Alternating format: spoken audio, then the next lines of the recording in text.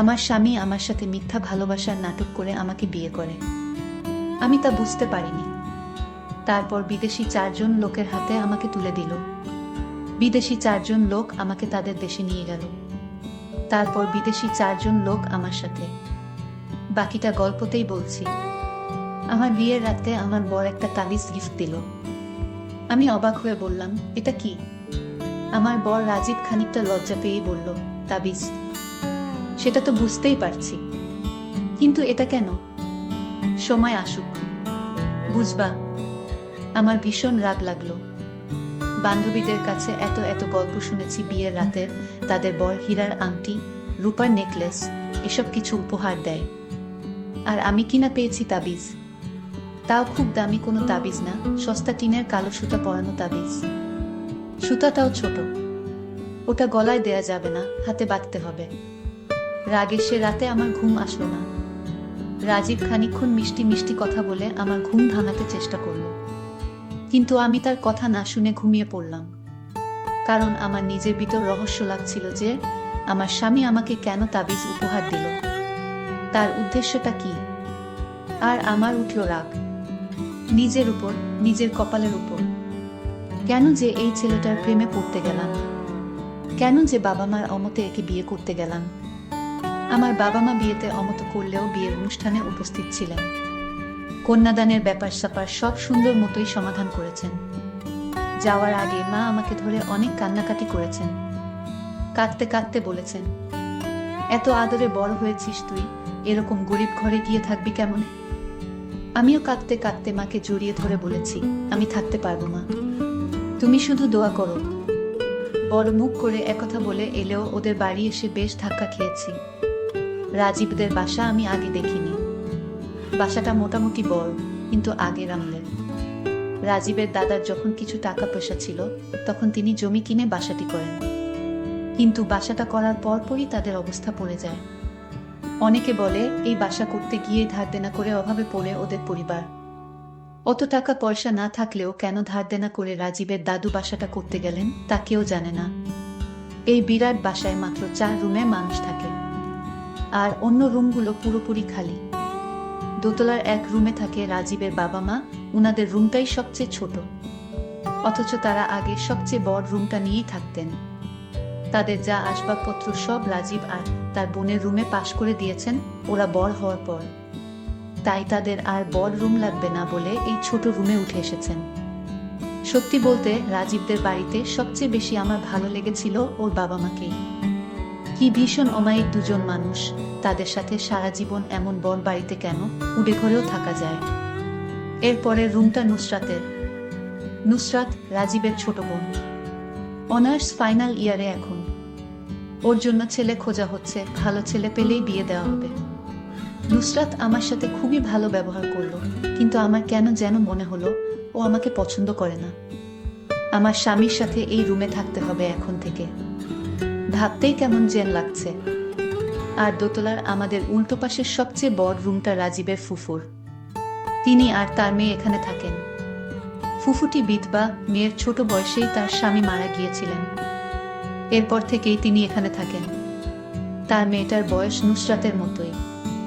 মা আর মেয়ে দুজনের একজনও আমাকে পছন্দ করেনি। এখানে আসার পর থেকেই তাদের কথায় আর আচরণে বারবার এই কথাই আমাকে বুঝিয়ে দিয়েছেন। যেমন ঘরে ঢোকার সাথে সাথেই ফুফু বললেন, ওমা, বউ কই? শুকতারা মানে ফুফুর মেয়েটি বলল, এই তো বউ মা। ফুফু হেসে কুটি কুটি হয়ে বললেন, তা এর রূপেরই এত গল্প শুনলাম। কি আজব সুন্দরী কি আজকাল সব মেয়েকেই বলে রে? শুকতারা বলল, ভাইয়ার পছন্দ মা, বোঝো না, তার তো ভালো জিনিস আর ভালো লাগে না। আমি অবাক হয়ে গেলাম ওনাদের কথা শুনে। এমন কথা কেউ বলতে পারে কখনো ভাবতেও পারিনি। যাই হোক, রাতে রাজীবের কাছ থেকে অমন তাবিজ গিফট পেয়ে আরেকটা ধাক্কা খেলাম। তখন বারবার বাবা মার কথা মনে হচ্ছিল তারা ঠিকই বলছেন, আমি এ বাড়িতে থাকতে পারবো না। এদের মানসিকতার সাথে আমার মানসিকতা হয়তো যাবে না। আমি ঘুমিয়ে পড়েছিলাম। ঘুম ভাঙলো মাঝরাতে। কেন ঘুম ভাঙলো বুঝতে পারছিলাম না। পুরো বাড়ি অন্ধকার, কিছু দেখা যায় না। কিছুক্ষণ শুয়ে থাকতেই চোখে অন্ধকার সয়ে এলো। এখন একটু একটু দেখতে পাচ্ছি। আমি রাজীবকে ডাকলাম, এই শুনছো? এই। রাজীব হুম হুম কেমন একটা আওয়াজ করে আবার ঘুমিয়ে পড়ল। আমি আবার ওর গা ধরে ঝাঁকি দিলাম, এই রাজীব উঠো। রাজীব ধর্ম করে উঠে বলল, কি কি হয়েছে? আমি বললাম, আমি বাথরুমে যাব। একটু বাথরুমে নিয়ে চলো। রাজীব আমাকে বাথরুমে নিয়ে চলল। ওদের বাড়িটা একটু পুরনো আমলের তো, অ্যাটাচড বাথরুম বলে কিছু নেই। বারান্দার শেষ মাথায় বাথরুম। রাজীব বারান্দার লাইট জ্বালিয়ে আমাকে বারান্দার শেষ মাথায় নিয়ে গিয়ে বলল, তুমি ভেতরে যাও। আমি বাইরে দাঁড়াচ্ছি। আমি বাথরুম থেকে বের হলাম। দেখি বারান্দা অন্ধকার। রাজীব নেই। ওদের বাড়ির আশেপাশে তেমন বাড়ি বা ল্যাম্প পোস্টও নেই যে বারান্দাটায় একটু আলো আসবে। আজকে রাতে বুঝি অমাবস্যা, চাঁদও নেই। বারান্দায় ঠিক থেকে অন্ধকার। আমি বাড়ির দেওয়াল হাতে একটু একটু করে আমাদের রুমের দিকে যেতে থাকলাম। রুমের সামনে এসে একটু সাবধানে দরজা খুলে দেখে নিলাম আমাদের রুম কিনা। অন্য কারো রুমে ঢুকে পড়লে সমস্যা হয়ে যাবে। হ্যাঁ, আমাদেরই রুম। রাজীব ঘুমিয়ে আছে। ঘুমের ঘোরে আমাকে রেখেই চলে এসেছে, আমার বাথরুম থেকে বের হওয়ার জন্য অপেক্ষা করেনি। আমি রুমে ঢুকতে যাচ্ছি, আমি তাকে বালিশ দিয়ে মুখে ছুঁড়ে মারি। হঠাৎ সে লাফিয়ে ঘুম থেকে উঠল। রাজীবের মুখটা চুপসে গেল ভয়ে। আমাকে বলল, তাড়াতাড়ি এসে শুয়ে পড়ো, রাত অনেক হয়েছে। আমি বিছানায় এসে শুলাম। রাজীব লাইট নিভাতে গেলেই আমি বললাম, আজ লাইটটা জ্বালানো থাক প্লিজ। রাজীব দীর্ঘশ্বাস ফেলে বলল, আচ্ছা বলে লাইট না নিভিয়ে বিছানায় এসে শুয়ে পড়ল। আমি ভাবলাম ওকে জিজ্ঞেস করব আমাকে কেন বাথরুমে একা ফেলে চলে আসলো। তখন দেখি জোরে জোরে নাক ডাকা শুরু করলো। সকালে যখন ঘুম থেকে উঠল, তারপর যখন নাস্তার টেবিলে বসলো, আমি তাকে জিজ্ঞেস করলাম, বিয়ের আগে আমার সাথে কত রকম ওয়াদা দিয়েছিলে, তুমি যেখানে যাও আমি সেখানেই যাব। তুমি মরে গেলে আমিও মরে যাব। তুমি ছাড়া এই পৃথিবীতে আমার জীবন ব্যর্থ, আরো কত কি বলেছিলে। কিন্তু কাল রাতে আমায় বাথরুমে একা রেখে চলে আসলে কেন? তখন সে আমাকে বলল, বিশ্বাস করো, আমি কিভাবে যে রুমে এসে শুয়ে পড়লাম তা আমি জানি না। কি বলছো এসব পাগলের মতো কথা? তুমি কিভাবে রুমে এসে শুয়ে পড়লে তা তুমি জানো না? আমি মনে মনে ভাবলাম, ওর কি মাথায় কি কোনো সমস্যা আছে? আমি ভেবেছিলাম রাজীব অনেক ভালো, তার সাথে আমার সারা জীবন কাটিয়ে দেব। আমি এমন প্রতিশ্রুতি মা বাবাকে দিয়েছিলাম। মা বাবা আমাকে বারবার নিষেধ করেছিল, আমি তাদের কথা শুনিনি। মা বাবার কথা না শুনলে নাকি ভালো অমঙ্গল হয়। আমারও কি তাই হতে চলেছে? রাজীব আগের মতো নেই। বিয়ের আগে যে রাজীব আমার পাশে থাকবে এরকম প্রতিশ্রুতি দিয়েছিল সেই রাজীব আমাকে একটা তাবিজ উপহার দিল, ভাবতেই আমার লজ্জা লাগছে। যাই হোক, স্বামীর সম্পত্তি বা সে আমারে কি উপহার দিবে তা নিয়ে আমি ভাবি না, কিন্তু তাবিজ দিল, এটা আমি কিছুতেই মানতে পারি না। কিছুদিন পর আমি কিছুই মনে রাখতে পারি না। রাজীব আমাকে যে তাবিজ দিয়েছে, সেই তাবিজ যার হাতে থাকবে তাকে যা বলবে সেই কাজ করবে এবং কিছুক্ষণ পর সেটা আবার ভুলে যাবে। এই বিষয়টা আমি শেষে জানতে পারি। কিন্তু আমি যেদিন থেকে আমার হাতে তাবিজ বাঁধা ছিল সেদিন থেকে আমার সাথে কি হচ্ছে, আমি কি করছি তা আমি কিছুতেই মনে রাখতে পারছি না। আমি তখন রাজীবকে বললাম, রাজীব তোমার তাবিজ আমি কিছুতেই পড়তে পারবো না। এই তাবিজটা পড়ার পর আমার কেমন জানি খারাপ লাগে এবং কিছুই মনে রাখতে পারছি না। আমি এই তাবিজ ছুঁড়ে ফেলে দিলাম। কিছুক্ষণ পর রাজীব এসে আমায় বলল, তাবিজ কোথায়? আমি বললাম, তাবিজ ছিঁড়ে ফেলে দিয়েছি, এসব কেউ পড়ে এখনকার যুগে। কথাটা বলার সাথে সাথে আমাকে রাজীব জোরে একটা থাপ্পড় মারল আর বলল, কত কষ্ট করে তাবিজখানা এনেছি তোমার মঙ্গলের জন্য, আর সেই তাবিজ তুমি কিনা ছিঁড়ে ফেলে দিয়েছ। আমি বললাম, রাজীব তুমি আমাকে মারলে, বাবা মাকে ছেড়ে সারা জীবনের জন্য তোমার কাছে চলে এলাম, আর তুমি আমাকে এই প্রতিদান দিলে। আমি আর তোমার সাথে থাকতে চাই না, আমি আমার বাবার বাড়ি চলে যাচ্ছি।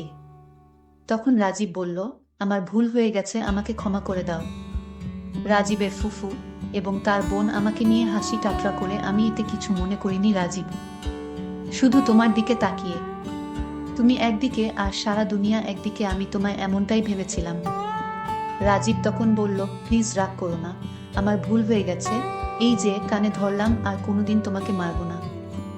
আমাকে এরকম বাহানা করে রাজীব আমাকে আটকালো।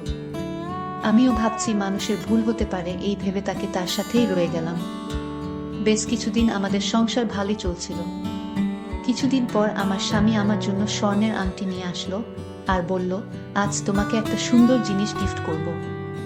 আমি বললাম, কি গিফট করবে? সে তখন আমায় বলল, চোখ বন্ধ করো। আমি তার কথায় চোখ বন্ধ করলাম আর সে আমাকে সত্যিই স্বর্ণের আংটি পরিয়ে দিল।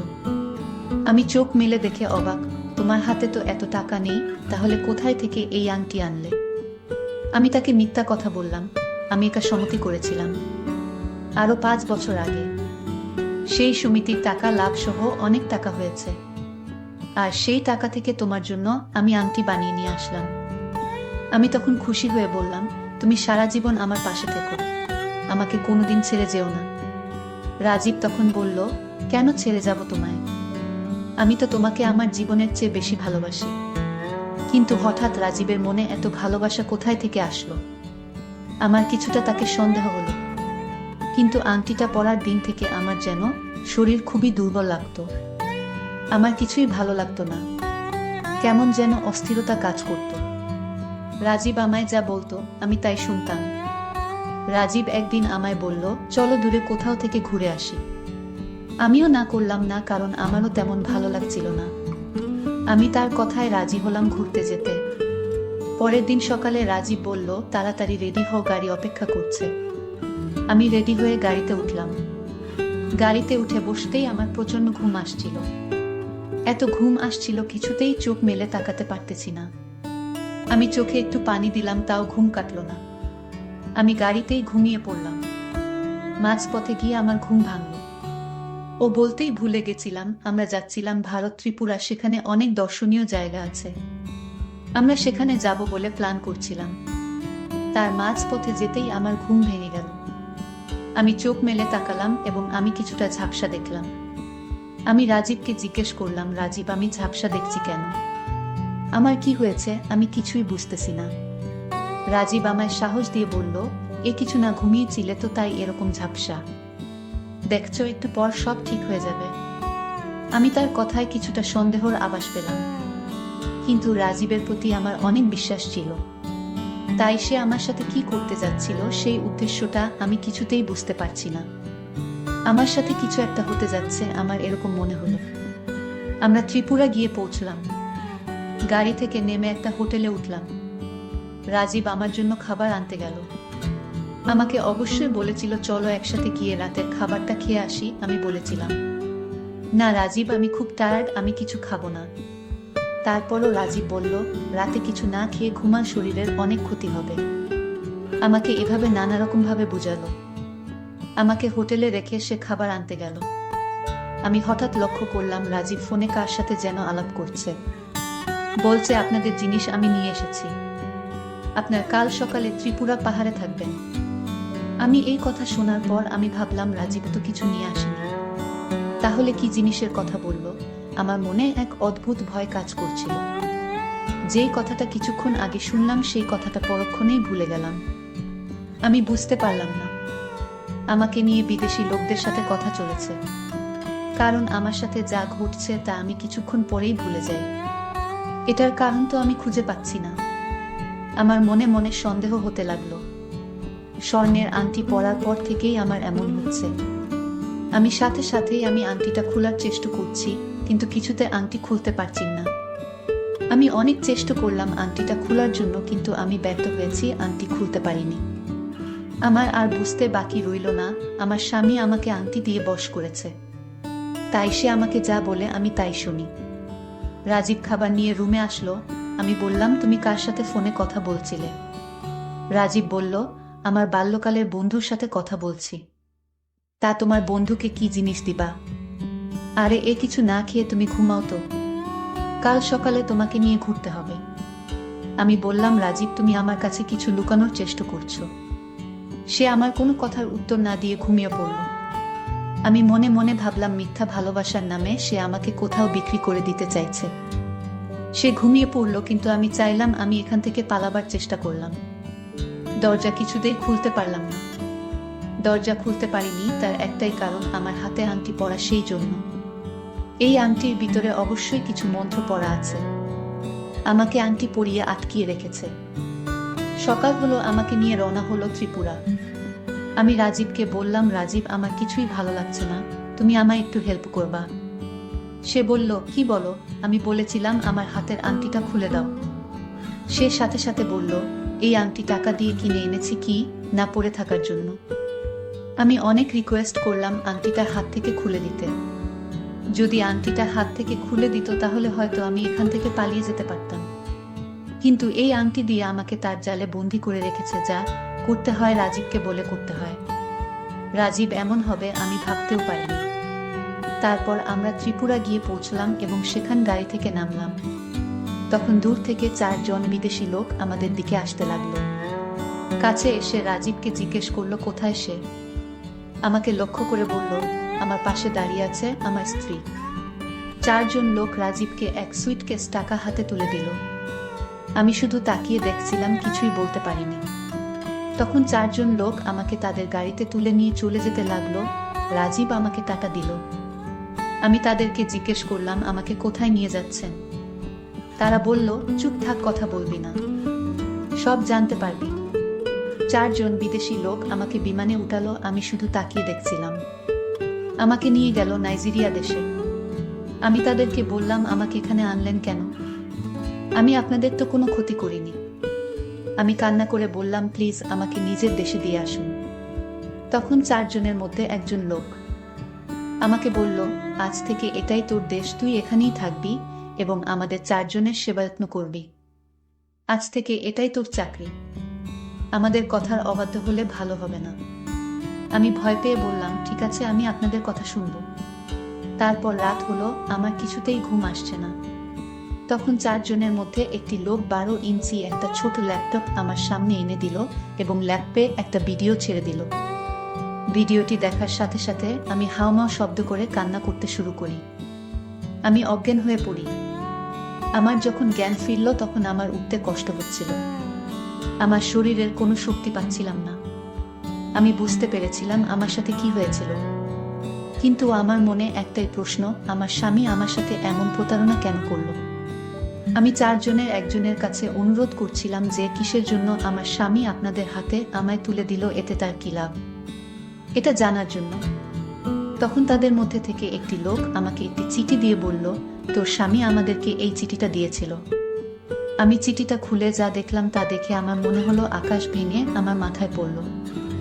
আমি চিঠিটা পড়লাম, তাতে লেখা ছিল, প্রিয় নিশি, আমি জানি তুমি ভালো নেই, কারণ তুমি যেখানে আছো সেখানে ভালো থাকার কথা না। আমি তোমার সাথে প্রেমের নাটক করেছি। ভালোবাসার নাটক করার উদ্দেশ্য ছিল আমি তোমাকে ওদের হাতে তুলে দেওয়া, কারণ আমি তোমাকে সত্যিকারে ভালোবাসিনি। আমি জানি এই কথাগুলো শুনে তোমার খুব কষ্ট হবে, কিন্তু এছাড়া আমার কোনো উপায় ছিল না। আজ থেকে 5 বছর আগে আমার বোন তোমার বড় ভাই রাকিবকে খুব ভালোবাসত, কিন্তু তোমার ভাই মিথ্যা ভালোবাসার নামে আমার বোনকে ধোঁকা দিয়েছে। আমার নিষ্পাপ বোনটি পৃথিবী ছেড়ে চলে গেল পারে। কেন তোমার ভাই এমনটা করলো বলতে পারো? আমি জানি তোমার কাছে কোনো উত্তর নেই, আর তাই আমার বোনের প্রতিশোধ নিতে তোমার সাথে আমি ভালোবাসার অভিনয় করি। আমি তোমার সাথে অভিনয়টা করতাম না, কিন্তু আমার বোনের আত্মা স্বপ্নে আমাকে এসে বলতো, ভাইয়া তুই প্রতিশোধ নে। আমি আমার বোনের আত্মার শান্তির জন্যই এই অভিনয় করেছি। এতে যদি আমার ভুল হয় তাহলে আমাকে ক্ষমা করে দিও। প্রিয় বন্ধুরা, আমি তোমাদের জন্য প্রতিদিন কষ্ট করে ভিডিও তৈরি করি। যদি আমার ভিডিওগুলো ভালো লাগে তাহলে আমার চ্যানেলটি সাবস্ক্রাইব করে পাশে থাকবেন। ধন্যবাদ।